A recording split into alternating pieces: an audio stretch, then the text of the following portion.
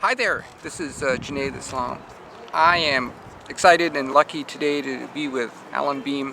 Alan is a really famous guy here in Silicon Valley. Alan has been a CTO of some of the largest public companies in the world, Coca-Cola, H&M, Procter & Gamble, where he's actually been transformational. There's many kinds of CTOs. Some people, just run things, run people, but in every case, Alan has helped change these public companies. In addition to advising public boards and actually running public companies, he lectures regularly at Stanford, Berkeley, Carnegie Mellon on the use of IT and transformation. In Silicon Valley, he advises dozens of startups, probably in the hundreds, because he advises some VC firms that have big portfolios. Alan, thanks for taking time to meet. We're here in Cupertino, not far from the Apple office. We're not at our normal Santana Row location. But Alan, thanks for taking time to meet.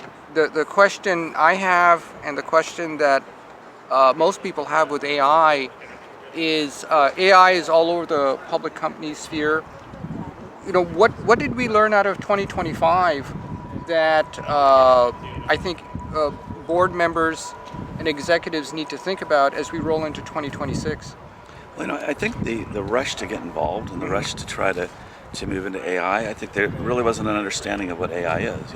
I think a lot of companies and executives and boards think of AI as some type of a technological change, and it isn't a technological change. In fact, AI has been around for dozens, if not decades of years technologically. It's transformational. This is about business transformation. This is about trying to refocus, reset your company for growth and for the next generation of capabilities. We've seen these changes many times in Silicon Valley over years, and now it's hitting us again. And the question is, have we learned from our mistakes of the past? Have we learned from what the transformation from a age of mainframes into an age of client server, into the age of the internet, into mobile? And we're repeating many of the same mistakes that we made before.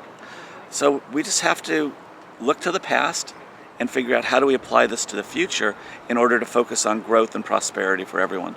So, one of the things we saw in 2025 is AI predominantly was a IT initiative. Yeah. Where the wonderful people, who run the AWS account and the Google account were put with AI. But, based on what you said, that seems to be like a big mistake that, while you might have a great IT team, the IT team is not the executive staff. And certainly the IT people wouldn't meet customers. Yeah. Right, they'd be internal faced, right, and that seems to be a strategic flaw. Well, I think certainly technology is one aspect of it, but at the end of the day, it's a minor aspect. Yeah.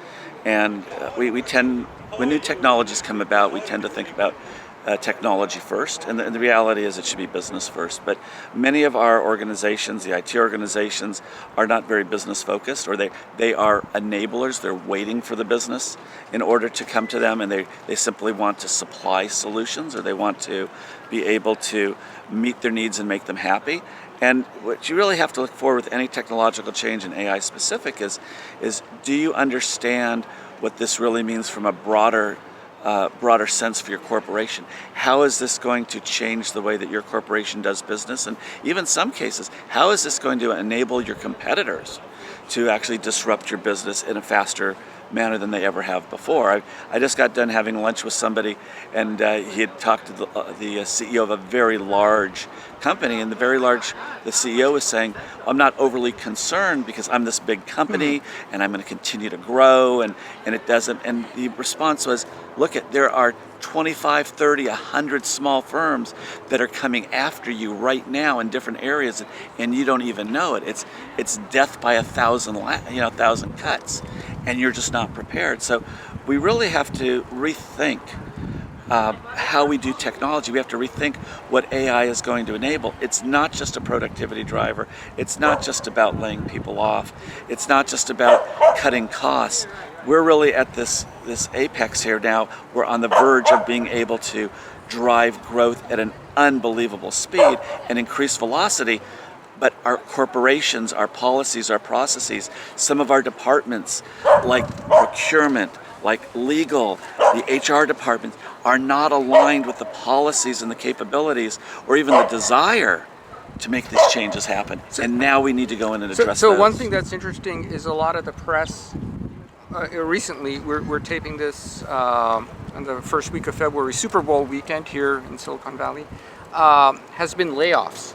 But I guess the big takeaway from your insight is laying off people just to save some money is very short-sighted, and it's not growth related. There's two different things. Layoff is like you're cutting capacity, you're not necessarily helping your company. Well, I think what happens is we've lost context. Yeah. You know, and the information that we have, it's very quantitative. If you think about AI, it's very quantitative.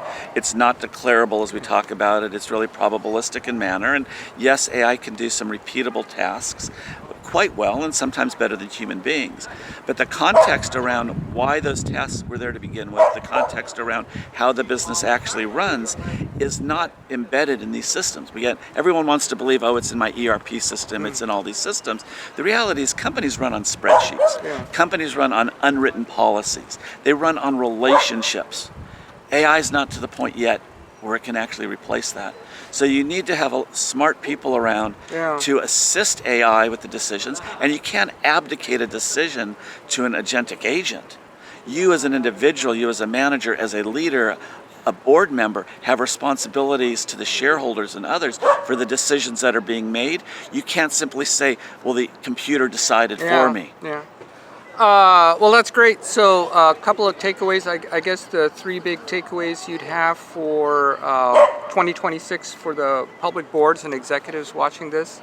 I guess the first one is don't treat AI like a technology. Yes. It's not a technology. It really needs executive oversight, really needs board level participation. The second thing is have a focus on growth.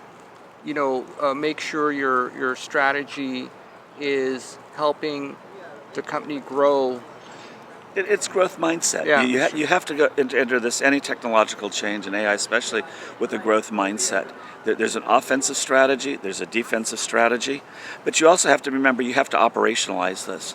So you can't just simply take something and based on theory and go in and try it and think it's going to work. Yeah. You can't run 25 different projects and think it's going to happen and work with the large vendors and the traditional players. They don't know what's going to happen, and many of the large players have never operationalized anything in their lives.